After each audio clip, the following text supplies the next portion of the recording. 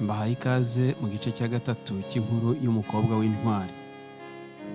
Rimwe mu gitondo Elina Harmony yabwiye nyina ati mama we, naraye ndose inzozi nziza rwose, ndota ndeba Yesu. Marayika niwe wanjyanye kumunyereka maze aransekera.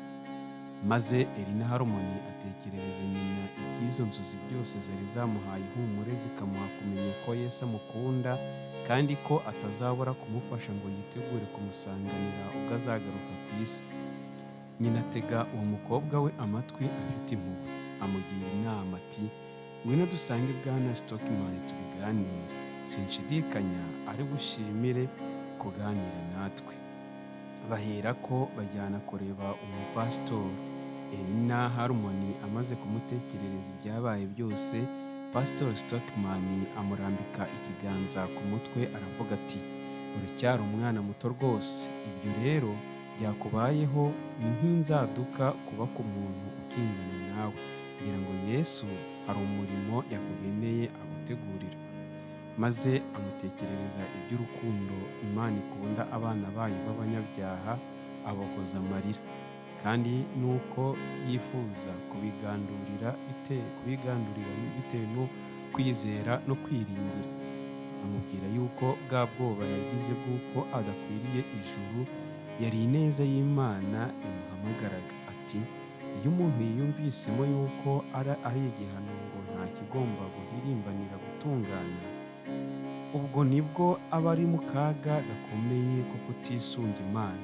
Genda wiziguye witahire, wiringire Yesu kuko ari ntawe yakwima urukundo rwe arushaka koko.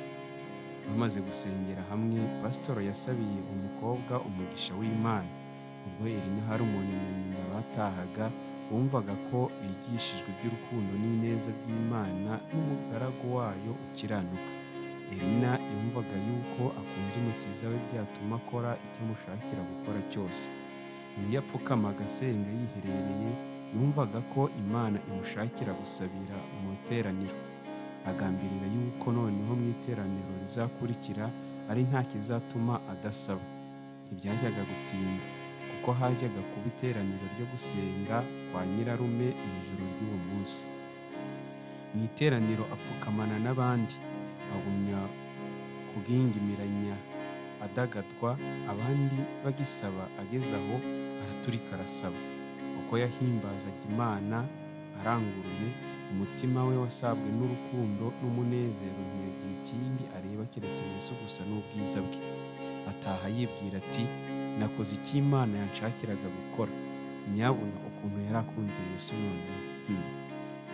Yari amukunze nk'umubyeyi w'umugiraneza kandi w'umunyampuhwe, ndetse kumwumvira byari ibyishimo kuri we. Kenshi uwo mukobwa yasubiragamo aya magambo, Uwiteka niwe mwungeri wanjye sinzakena. Abadivantisite ari bo bonyine bizeraga ko Yesu yari agiye kugaruka vuba, bateranyaga amateraniro iminsi yenda kuba yose mu ngo mu mpande zitari zimwe z'umudugudu Harmony yari atuyemo. Bari bakizera ibyo wa mukuru William Miller yari yarabigishije yuko Yesu azaza mu mwaka w'1843 cyangwa mu iherezo ryawo mbere yo kuwa 21 Werurwe 1844. Abo mu muryango wa Harmony bajyaga mu materaniro ubudasiba kuko nabo bizeraga yuko umukiza wabo azaza vuba. Igihe cyo kwitegura gusanganira Yesu cyababereye kigufi. Ab'inzu ye bose bumvaga ko bakwiriye gukora icyo babashije cyose bakabwira abandi inkuru y'ibyiringiro byabo. Bwana Harmony yabohaga ingofero, abakobwa be bagakora udusongero twazo, ndetse Elina we yabohaga amasogisi. Umwambaro umwe akawugurisha udufaranga duke. Ubwo umutima we wari ufite intege nke, yagombaga kwicara yegamiye igitanda akora, ariko yakomeje gukora, agakorera amafaranga 8 mu munsi. Akanezezwa yuko nubwo intoki ze zasusumiraga zabashije kugira icyo zikora cyo gufasha umurimo w'Imana.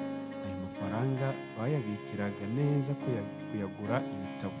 Urupapuro rwose rwacapwe abo bakobwa baguraga barurebaga ko ari urw'igiciro gikomeye kuko rwabaga ari intumwa y'umucyo yihanangiriza abantu kwitegura umukiza wabo wajyaga kuza vuba. Amaze kubona agatege, bateguye amateraniro abasore b'abaturanyi bazajya bateraniramo kwiga ijambo ry'Imana no gusenga.